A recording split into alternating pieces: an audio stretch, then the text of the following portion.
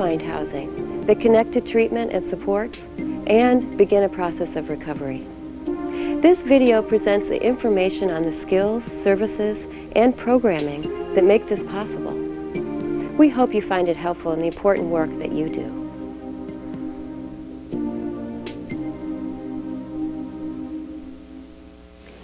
When you homeless and you get tired, you sleep anywhere you can lay your head.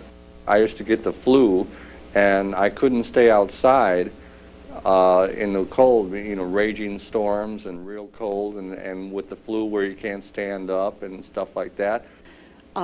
Everything I owned was in a bag I carried around on my back.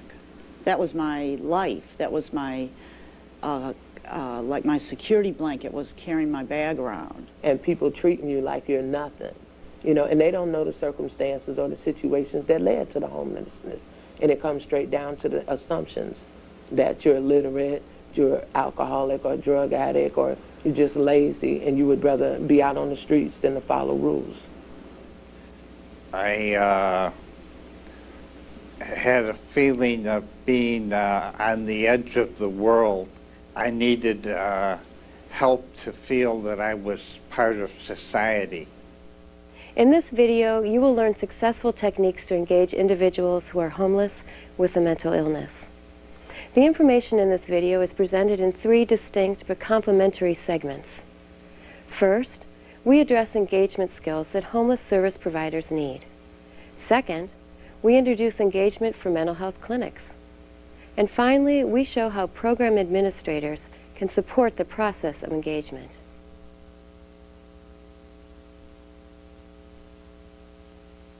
Where do you begin to meet the needs of someone who is homeless with a mental illness? Do you start with food, clothing, shelter, or mental health services? How do you relate to someone who seems inattentive, unresponsive, or maybe hearing voices? The first step is to simply reach out to the person. By doing this, you will be starting the process called engagement. Engagement refers to what providers do to initiate, develop, and sustain a relationship. There are 5 keys to effective engagement. First, use appropriate communication techniques. Second, take the time needed to develop a trusting relationship. Third, if you are a mental health provider, recognize and accommodate issues of homelessness. Or if you are a homeless provider, learn signs and symptoms of mental illness. Fourth, allow individuals to set their own priorities and goals. And finally, build collaborative relationships with local agencies to remove barriers to services. Engagement is often a long-term investment. Sometimes it can take years. But for persons who are homeless with a serious mental illness, especially for those living on the streets, the opportunity to build a relationship, to engage, can be everything.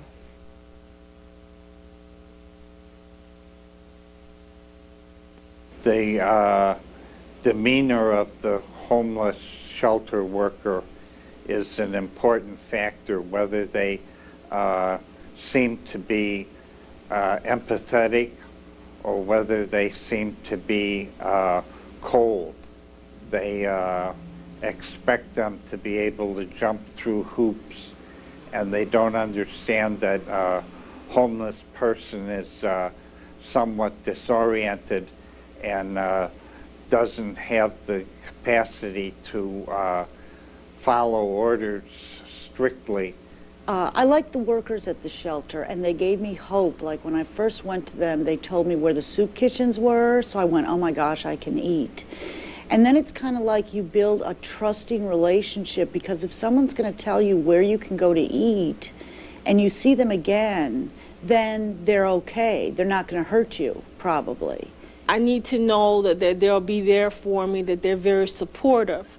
I need people that are supportive, and they tell you that you can achieve something with your life. Communication skills are the foundation of engagement. Effective communication skills build trust, and trust allows a person to begin accepting services or work toward change. As a provider, one's communication must convey interest, concern, and empathy. What would it be like to be in their shoes? Demonstrate attentive listening and validate what the person is saying. Demonstrate belief in the person's ability to change. Meet the person's self-determined needs. And be sensitive to differences in language and culture. Additionally, you should convey your availability, even when someone rejects services. It is your job to show them where they can get help, if and when they are ready. You should also convey that relationships are built between equals. All right, everybody, you know the drill. I got to sign y'all in and tell you the rules, okay? Okay, no drugs, all right? And no fighting. We're going to do showers now and dinner at about an hour, I'd say. And then after dark, you have to be quiet, all right? And tomorrow morning, you got to be out of here after breakfast at around 6:30 a.m. You need to be out of here. All right, Lee and I are on the clock tonight, so I'm a little new, so if we could just all be cool with each other, we'll get along, and it'll be great. You get along, I get along, we all get along. I don't need to get along, I need a cigarette. All right, you need to calm down, you need to settle down. He kept us up all night walking around and talking. We need our sleep. So everybody needs to calm down. All right, everybody needs to calm down or nobody's going to come in, all right? And you need to put out that cigarette. Sir, you need to put out that cigarette. Can I get some help here? What is going on? What's this up? This guy has got problems, and everybody's complaining about him. I think he's a little wacko. Gentlemen, you know what? Let's respect each other. I'll take care of this. Hi, my name is Lee. What's yours? Bill. Okay, Bill. Let's go over here and talk for a moment, okay? And see if we can get a plan for tonight. I gotta take my bags. That's okay. I can help you with your bag. Okay, let's just go over here and talk for a moment, okay? You know what, Bill? One of our rules are that we don't allow smoking here, okay? Please. Thank you. How are you doing today, Bill? I'm hungry, that's for sure. And where do you go to get your food? I know where to get food. I don't need you to tell me where to get food. I need a place to stay. Oh, so you've been here before, Bill? I stayed here last night, bozo. And how was it here last night? It was all right. It was crowded. People sleeping everywhere. So I need room to think. I'm doing important business with the CIA. Okay, you know what, tonight, we'll put you near the door out of the way of everyone else so that you feel safe and comfortable. Is that okay? Were the rules that Vince read, were they clear? Do you have any questions? I got it. I know what's going on. Okay. You are all connected. You, the president, General Colin Powell, Burger World, aliens, all of us, all connected. I don't know what you mean, but you know what? If you ever need someone to talk to, we have some very nice people who come here 3 times a week to help folks out. Is that something you'd be interested in? I gotta go. I got important things to do. I'm busy. Okay, that's fine. It was nice to meet you. You know what? Would you like to join the men's shower line, or would you like to go back to the lounge and get ready for dinner? I think I'll put my feet up. Okay, that sounds like a great idea. Can I help you with your bags? The lounge is right over there, and there's your bag right there. Okay, thank you. Thank you very much. He's going to stay here tonight? What about keeping everybody up? You know what we'll do? We'll take his cot and put it near the north door.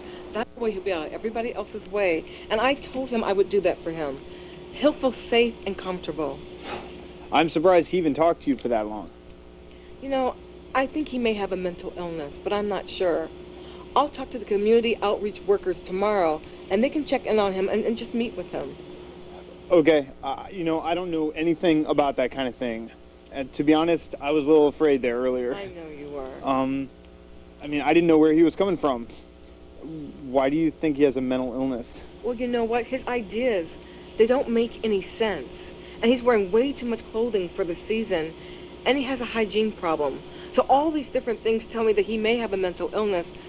And he's not wacko, not at all. Sorry about that. Oh, no, that was that's stupid. Fine. No. I don't know what's going on in there. Yeah. I mean, is he going to be okay here? If he's really out of it, like, what's with that license plate around his neck? I don't know, but you know what? It's important to him, and I respect that. I've given him some choices so that he can feel comfortable in everything. As long as he follows the rules, we can accommodate him. People with active symptoms, they can still communicate what their needs are. But aren't they more dangerous? Generally, they're no more dangerous than anybody else. And I gave him some choices. I think he's going to be okay. Well, have you ever actually seen somebody get better? Yes, I have. The clients that come here, I've seen them connect with different services and go on to have their own apartment. So yes, Wow. it can happen. Wow. I guess it's pretty much common sense. I can't believe I was that confrontational with him. No, you were fine. You just didn't know where he was coming from. You did fine, really. Well, it helps to get some information from you about it. I really appreciate it. We saw in the vignette how Lee was able to identify Bill as possibly having a mental illness. Lee engaged him in a way that calmed the situation and planted the seeds for a relationship that may lead to Bill receiving important mental health treatment. When Bill indicated he was hungry, Lee followed up with questions to assess his knowledge of food resources. Lee also asked open-ended questions, not yes or no, to help Bill feel safe. The quality of your communication is your most effective engagement tool. So, 1. Speak naturally. Use your regular tone and rate of speech. 2. Be calm and stand in a non-threatening way. 3. Use language that is simple and direct. 4. Ask open-ended questions, like what do you need? How can I help you? 5. Explain that decisions and interactions are up to them, and always show respect through your interactions. While the video presented a single man, keep in mind that mental illness affects all ages, all ethnic groups, and all segments of society. And while most people with a mental illness don't act in unusual ways, you will eventually encounter someone who has active symptoms. Briefly, the major types of mental illness may look like this. People with major depression may feel hopeless, helpless, and an extreme lack of energy. They may sleep poorly, have no or too much appetite, feel irritable, or have thoughts of self-harm. People with schizophrenia may have difficulty thinking clearly. They may believe others are out to get them, or that they are being followed. They might hear voices or believe they can receive messages from the radio, television, or God, and they may act emotionally flat. Someone with an anxiety disorder may have panic attacks or fearful thinking. They may experience shortness of breath and feel that something bad is about to happen. Bipolar disorder may appear as extreme mood swings, from depression to elation or mania. Personality disorders are characterized by difficulty maintaining stable relationships and regulating emotions. Finally, many homeless individuals who have a mental illness may have traumatic experiences underlying their symptoms, and about half of this population also has a substance use disorder. Here are some of the outward signs that you can observe that may identify people as having a mental illness. They might isolate themselves. Their responses might seem slow, or they may not respond at all to questions or to social contact. Many persons with serious mental illness have difficulty processing information quickly. People with mental illness may respond in a way that does not seem to make sense, or behave in unusual or seemingly inappropriate ways, such as having conversations with someone who's not present, or laughing out loud for no apparent reason. They might wear multiple layers of clothing, even in the summer, or inadequate clothing in cold weather, or they may have poor hygiene. The thing I'd have to say about mental illness is mine was real confusing to me, because I have socioactive schizophrenia and depression, and I was told, or I saw it on TV or something like that, that schizophrenia to the person thinks that he's not sick. So that's what I kind of think too, but as of late I kind of feel it. If I'm going through problems and I'm depressed and I'm sleeping for long periods of time and I don't know what's going on with me, then I think it's kind of difficult to even function or to even pursue a goal. And I was seeing visions and hearing voices, and that was very disturbing. When you have a concern that someone has a mental illness, or when someone is referred to a mental health clinic or other provider office for services, there are things that you can do to promote successful linkages. Our next vignette presents an established working relationship between a homeless service provider and a mental health provider. Notice that the homeless service provider's knowledge about mental illness reflects experience and training and is very useful in assessing the individual's needs for services. City Mental Health, Margie. Hey Margie, how you doing? This is Vince down at the shelter. Vince, hey, how are you?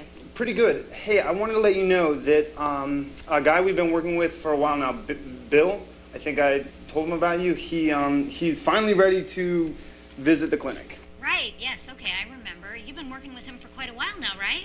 About 3 months. Wow, that's great. So what's happening with him? Can you tell me, give me some basics on him? How old is he? He's about, I'd say, mid-30s. He's kind of paranoid, and we've actually had to put a bed aside for him so that he can sleep by himself. He likes to spend a lot of time alone. Mm-hmm. What about the hospital? Do you know if he's ever been in the hospital or whether he has any benefits? He did mention once going to the state hospital, but I don't know how long ago that was. Mm-hmm. What about meds? Do you know if he takes meds? He said he didn't. Okay, what about, do you know anything about whether he has a history of violence or if he's dangerous? I haven't noticed anything. He talks a lot, to himself mostly, and let's see, he gets up in the middle of the night. What about physical problems? Not that I've been able to tell. He's got a really deep cough. That's about it. Okay, well, we'll get the rest when he gets here, but how about Dr. Lanner at 10 a.m. on Thursday? Okay, that'd be great. I'm not sure if we're going to be able to get there right by 10 on Thursday. If there's a way, you could pencil us in at 10, and then if we're a little late, I know you guys have a tight schedule, but if you could be open to that, that'd be great. Yeah, that's okay. I'll tell the staff to expect him at 10, but we'll make sure we see him when he gets here, okay? Okay, great. Thanks a lot. I really appreciate that, Margie. I'll tell Bill, and if it's a go, I'll either get him a bus card or we'll call the outreach team and see if they can pick him up. Okay, sounds good. Thanks. Bye.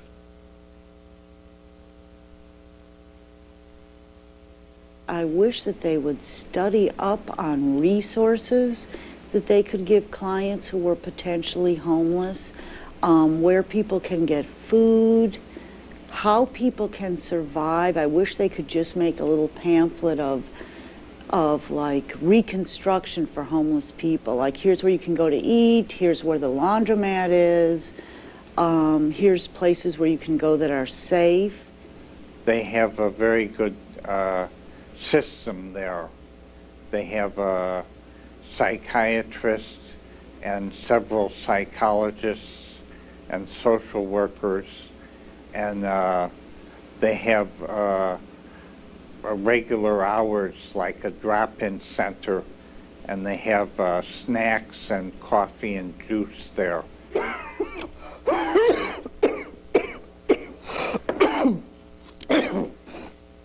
Y'all got any food bags?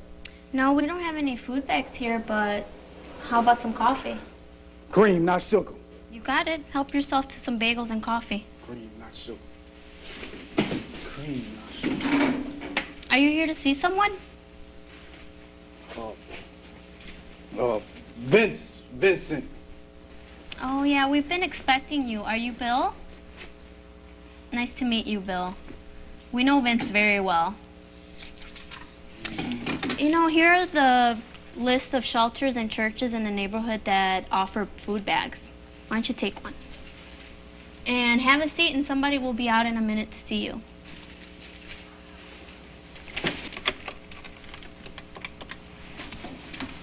Dr. Lanner, your appointment is here. I know what's going on. Bugger. Piece of all of them. They in on all of them.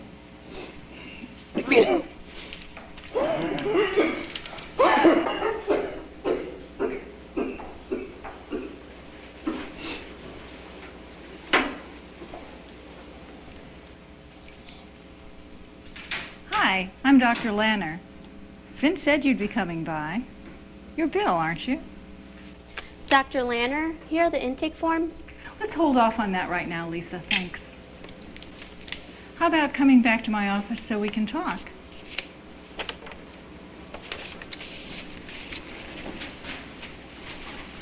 You're welcome to bring your bags.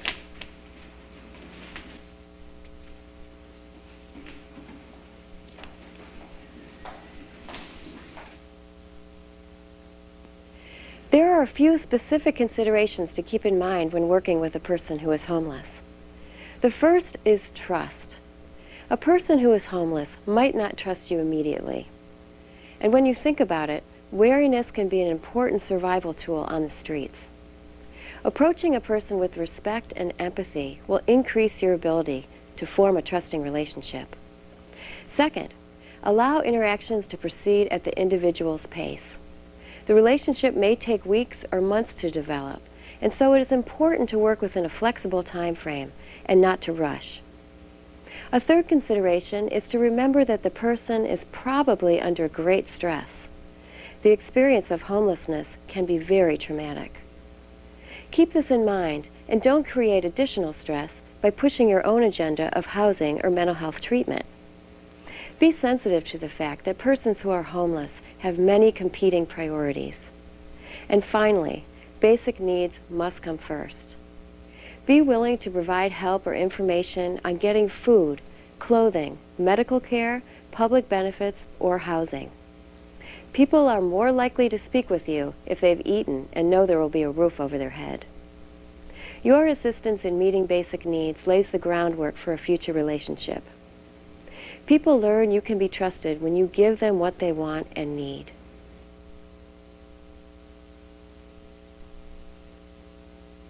Weekly scheduled visits between agencies can develop an easy and effective flow of services.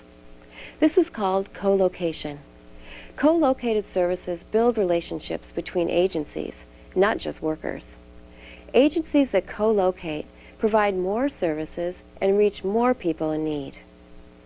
Ideally, a mental health outreach worker would co-locate with a homeless agency.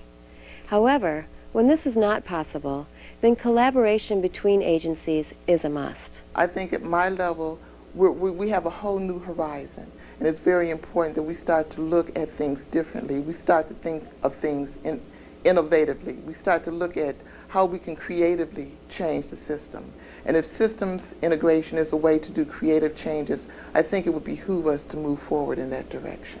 Sometimes staff feel overwhelmed by barriers. They feel like there's nothing they can do, like they're powerless.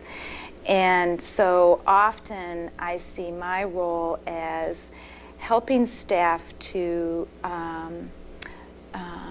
verbalize what are those barriers and what they think the solutions are. And then I can, in my role as executive director, reach out to a decision maker in another organization to try to fix that barrier or solve that barrier. What's important about having co-located services is that it allows for clients really to be able to access some of these services in a timely manner. Sometimes what happens is that you may make a referral for the next day and it misses the moment. Though Thresholds is and always has been a provider of mental health services, our approach to actually helping someone who's homeless may not seem like it's a typical mental health approach. For example, we will work on basics with them. If they need housing, they can have housing. And I think the key is to providing supports to them while they're in the housing, and over time engage them so that they may eventually accept mental health services. I think the biggest benefit of co-locating, as I said before, is access to the client.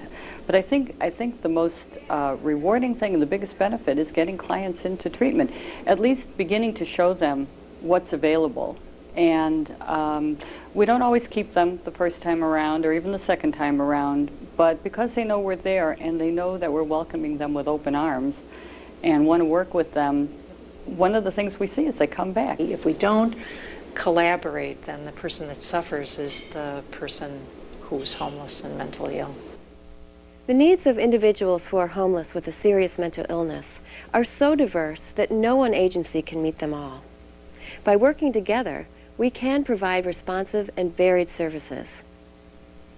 Let's summarize the 5 things you can do to engage participants. First and foremost, practice communication skills that convey empathy, respect, and acceptance. Second, allow the engagement process to consistently continue over time to allow an individual to develop a trusting relationship. Third, permit individuals to establish their own goals and form alliances with them to meet these goals. Fourth, if you are a mental health provider, recognize and accommodate issues related to homelessness. And if you are a homeless provider, educate yourself about the signs and symptoms of mental illness. And finally, both homeless and mental health providers must collaborate in service delivery to remove barriers to treatment. We encourage you to review your programs and identify ways that you can open more doors to services. Consult the manual that accompanies this video for detailed information on mental illness, homelessness, and co-locating services. Finally, develop resources and plan trainings between agencies. Remember, you play an important part in the lives of some of the most vulnerable people among us. Engage them effectively, and you will make a difference. I'm looking for a job, a full-time job, and I like to work because it gives me something to do. Before, I never had an apartment. It was difficult getting an apartment. I finally got that apartment, and now I'm independent now, and so I like to do well. I was a published author before, and I would like to be able to write some articles again. I've been working 4 years now as a case manager's aide part-time, and I've been back working on my flute for 3 years, and I plan on doing something with that part-time. I got plants, I love plants, I got them all over my window, and I feel like something, I really do. I think that everybody deserves a chance, and if you would have saw me 4 years ago, I was just like the rest of them outside sleeping in the park, and now I'm a resource developer. I have a job, I have a daughter, I have a 2003 Neon, and I'm doing better than I ever done before. And it was because one person believed in me.